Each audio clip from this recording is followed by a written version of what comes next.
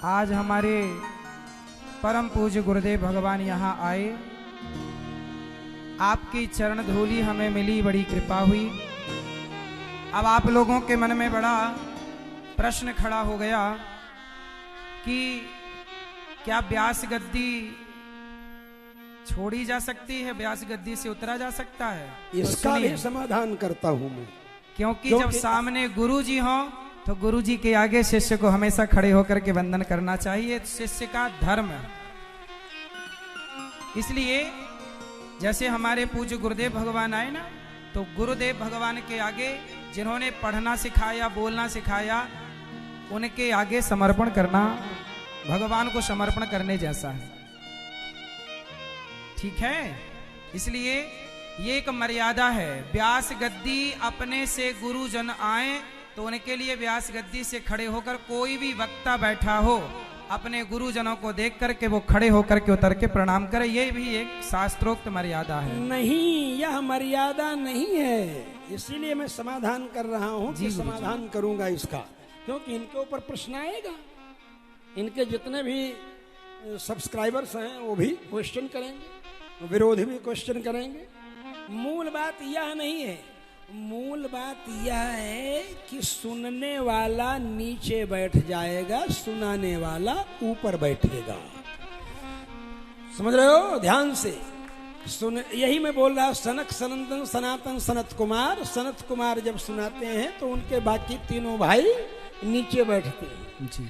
तो बस उसी प्रकार से आप जब तक सुना रहे थे तब तक व्यास थे, तब तक मैं बैठ करके यहाँ सुन रहा था नीचे, और जब मैं सुनाने लगा तो मैं व्यास हो गया, वक्ता हो गया। व्यास माने विस्तार करने वाला विषय का। तो फिर मैंने बुला लिया कि ऊपर बैठ करके आप मत सुनिए, ऊपर बैठ करके सुनने की विधि नहीं है। वक्ता समम, मैं वक्ता हूं ना जी, व्यासेन समम नहीं लिखा है। क्या लिखा है? वक्त्रा समम न चैवोच्चम श्रोत्रिणामासनं वरम समासनात् पुण्यहानि उच्चाच्च निरयम व्रजेत। यही शास्त्र है। तो बस यही समाधान है इसका। ये समाधान नहीं कि आप व्यासपीठ पर कथा कह रहे हो और मैं आया मंच पर और आप व्यासपीठ छोड़ करके प्रणाम कर दें। छोड़ करके प्रणाम नहीं, उस समय तो वही गुरु ही प्रणाम मन ही मन कीन्हा, इतने करना है बस। यही इसका समाधान है। इसीलिए मैं वहां गया, परिक्रमा किया आपकी व्यास के रूप में, आपको वस्त्राभूषण माला धारण करा करके आया और बैठ गया सुनने के लिए। और जब आपको सुनाने का अवसर आया कि मैं सुनाऊं तो मैंने आपको बुला लिया कि आवाज आइए। मुझे बड़ा अच्छा लगा गुरुजी ने इतनी देर सुना।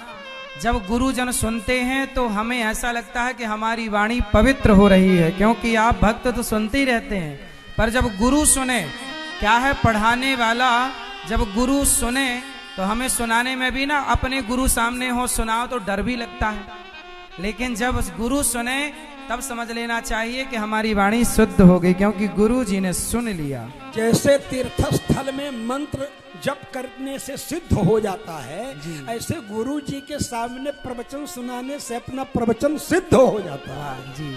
इसलिए पूज्य गुरु जी का बहुत बहुत स्वागत। आपने अनमोल समय दिया दास को, और हमारी इस माटी में आकर के अपने चरण धूली हम सबको दी, इसके लिए दास कृतार्थ हुआ। भगवान अब मैं शाम का संध्या वंदन करने जाऊंगा, और आप को मैं ये कहूंगा कि जब तक मैं बैठा रहूंगा तब तक अपने फोरम में आप बोल नहीं पाएंगे, क्योंकि मैं यूट्यूब पर इनको सुनता रहता हूँ, अनुभव करता रहता हूँ।